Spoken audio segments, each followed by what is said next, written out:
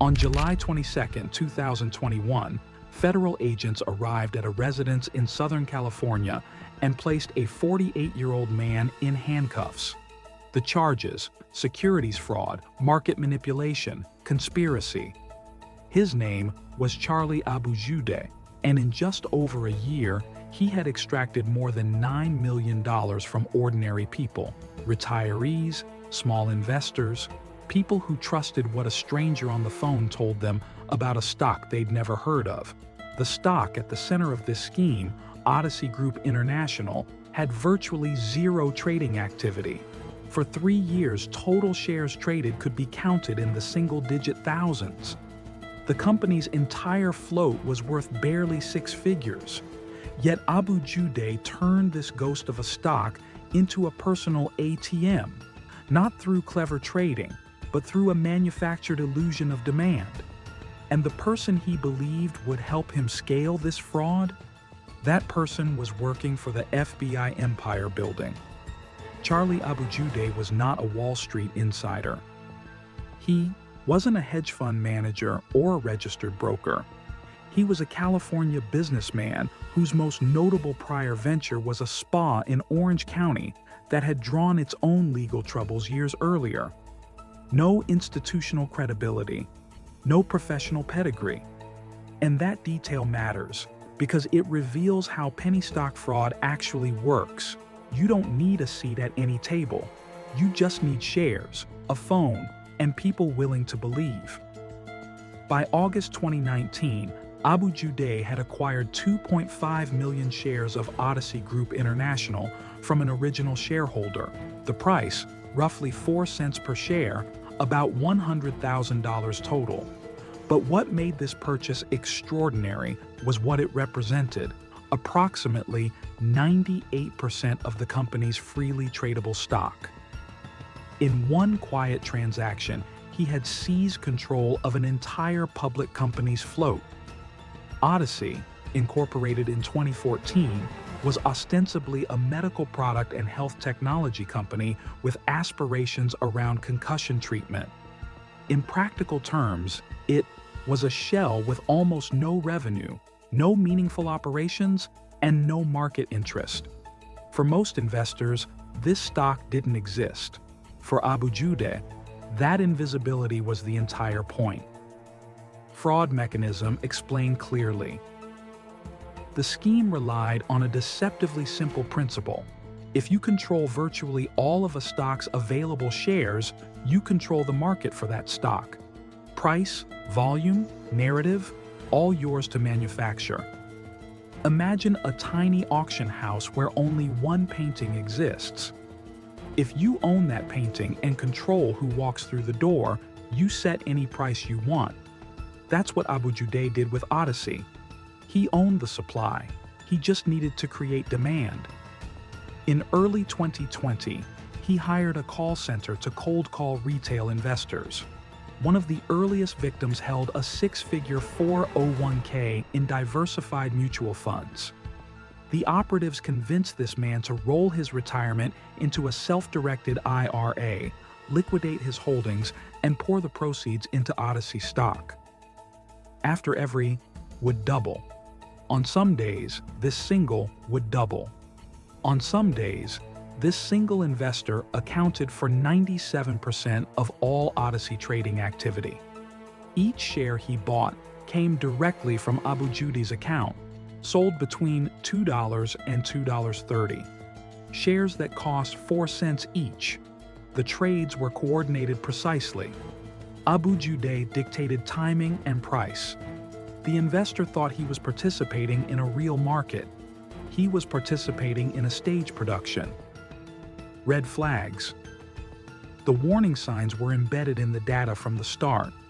A stock that hadn't traded 9,000 shares in 3 years was suddenly generating volume in the tens of thousands.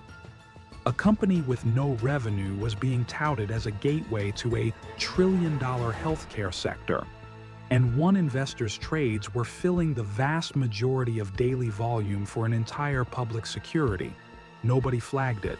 No automated compliance, System caught that a single retail account was essentially the entire market for a stock. The victim grew suspicious after a month, reached out, and was connected to someone claiming to be a company founder. Actually, an Odyssey insider entangled with Abujudeh and receiving hundreds of thousands of dollars for marketing services. That insider reassured him, bought time, and the selling continued. Meanwhile, Abujudeh's Scepter Holdings promotions revealed something almost comically brazen. The emails did contain a disclaimer acknowledging a third party funded the promotion and might sell shares. But the text was written in white on a white background, invisible unless highlighted. The disclosure technically existed. It was designed to never be read. System failure analysis. Abujudeh succeeded not just because he was cunning, but because the ecosystem was built to let people like him thrive. The OTC market exists largely outside the scrutiny applied to major exchanges. Reporting requirements are minimal. Liquidity is thin. Price discovery is unreliable. The promotional infrastructure was equally complicit. Stock promotion websites, email blast services, the call center in Colombia. These industries profit directly from campaigns that are often fraudulent by design.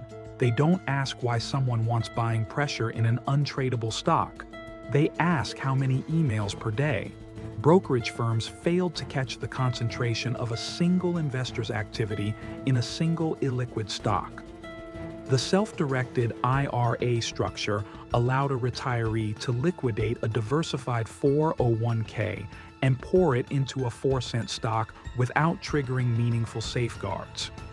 Each failure individually looks like a gap. Together, they form a highway. Collapse. Abujudeh's downfall began with irony. Frustrated by his first call center's performance, he sought a replacement who could move hundreds of thousands of shares weekly. The person he tried to hire was a cooperating witness working undercover for the FBI. The FBI recorded calls, captured encrypted messages, and documented Abujudeh's precise instructions.